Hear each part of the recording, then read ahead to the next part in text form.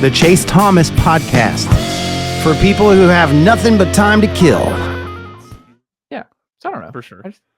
It's a positive. I will say, Tennessee was clearly overly aggressive. They had already adjusted to that, like they were going to be playing in Omaha. I mean, they had 3 kids committed by the time the season ended. So you're right. I mean, it does help being able to get all the guys on campus last week, or at least I'm sure they would have been able to get some of them, like Frederick, easy trip, and certainly they would have been home the first half of the week. But yeah, I mean, that stuff all helps. But I think you saw them prepare already like they were going to be in Omaha with the way they handled some of these visits. Ethan Stone, overreact or underreact? Tennessee going less than 8-4 in 2025 would be a disaster season. I think probably 3 months ago, I would have told you it was an overreaction, but now I'd say it's an underreaction.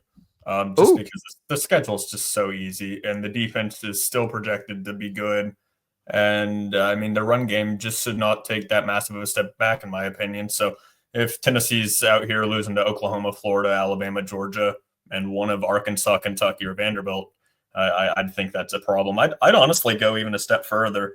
And, I mean, I've been saying it this entire time. I think Tennessee's an 8-win team this season. I think 9 is probably on the good end. I could see anything on either side of that, right? Like I could see Tennessee potentially only winning 7 games. I could see Tennessee even winning 10 games. There's just so many question marks on offense that it's kind of hard to tell as of right now. But obviously at the most important position, which is quarterback, Aguilar could be, what Nico was last season. He could be a little better, or he could be an absolute disaster. There's just no real way to know that right now. But Chase, it's kind of what you've been saying. I feel like the past 3 months as well, that defensively this team is just too good.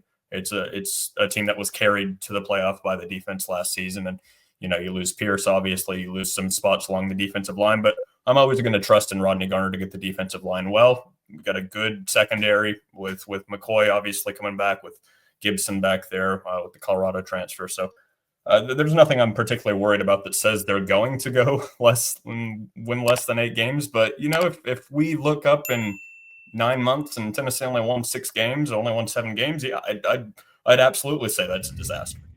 Ryan will have left the group chat by like October if Tennessee's on pace for 6 or 7 wins. And I don't think that's going to happen by any means. But yeah, I mean, if this team goes 6-6 and reverts, or even 7-5, that's terrible optics. 6-6. I genuinely, I might become the Joker. We joke about becoming the Joker. 6-6 in 2025, I will become the Joker. Like I can't do it. Like with this schedule.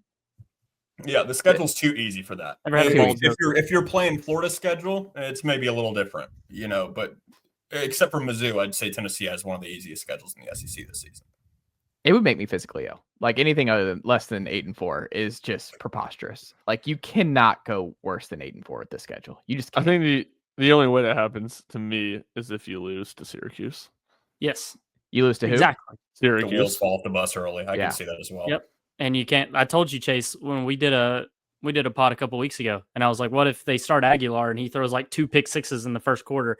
Then your offense isn't good enough to dig yourself out of a hole. That's how Tennessee would lose to Syracuse. And that's how they'd go 7-5. Mateer dices you up and you lose your 3 losable games.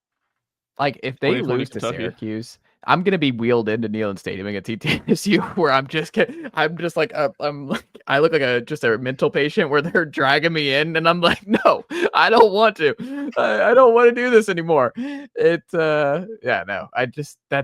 it's dark. I'm not there as an 11.5 point favorite. I can't just wrap my head around Tennessee losing to Syracuse in Atlanta.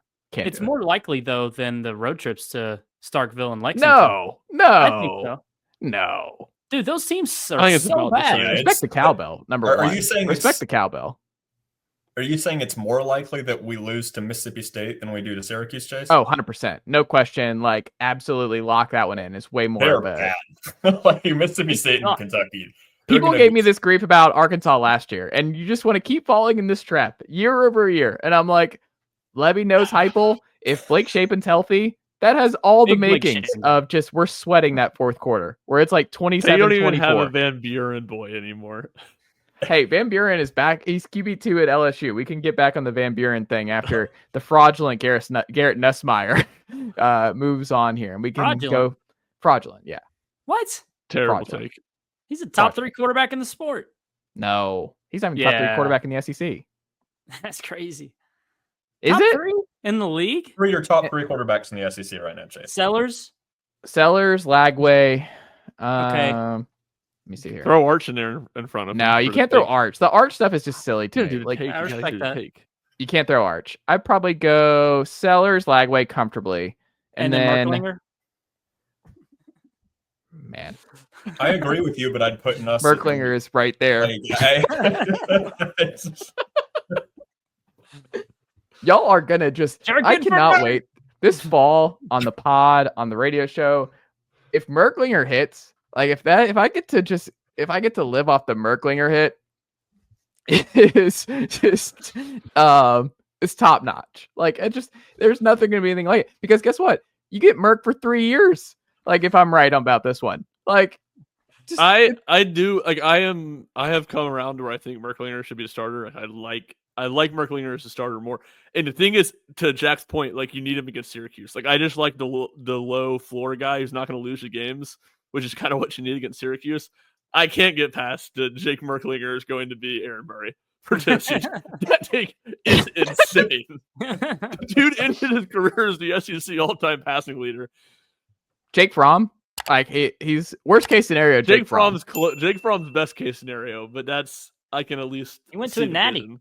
I can see the vision there. Yeah, unfortunately, he's not going to have this. Merklinger's not going to have the surrounding cast. I mean, he's going to have the defense. He's going to have. I mean, that Jake Fromm, that George team. I'll tell you. Yeah, that's traumatic. But I'll tell you what, my Joker moment will be if Josh Heupel makes the same. I don't even know if you can call it a mistake, but if Josh Heupel does the let Justin Fields leave, let Faison Brandon leave to start Justin Fromm, Jake Merklinger, that'll be my Joker moment. What? No. We're not doing this, because if Jake Merklinger is the guy, then Jake Merklinger is the guy. I love the idea of Faison, but it's a year-to-year sport, man. And you got to lean into Jake. You got to if Jake is the guy who gets you to 9-3 this year. Range. Like he has to. Like he's the guy going forward. I mean, he would be on pace to be Tennessee's all-time wins leader if he makes it. There's varying degrees of is the guy is my thing. I don't know. He can be solid this year and NFL, clearly be the best quarterback on a team, but like, is he really the guy long term? I don't know. It depends on how it looks. We just don't know how it's going to look. The thing is Tennessee is going to go 8-4 this year, and it could either look like a solid 8-4 or it could be a terrible 8-4. But the floor is so high with the schedule that they could still go 8-4 and not be good. I think a gross 8-4 is Joey Aguilar 12 starts, like an absolute gross 8-4. Where it could be either.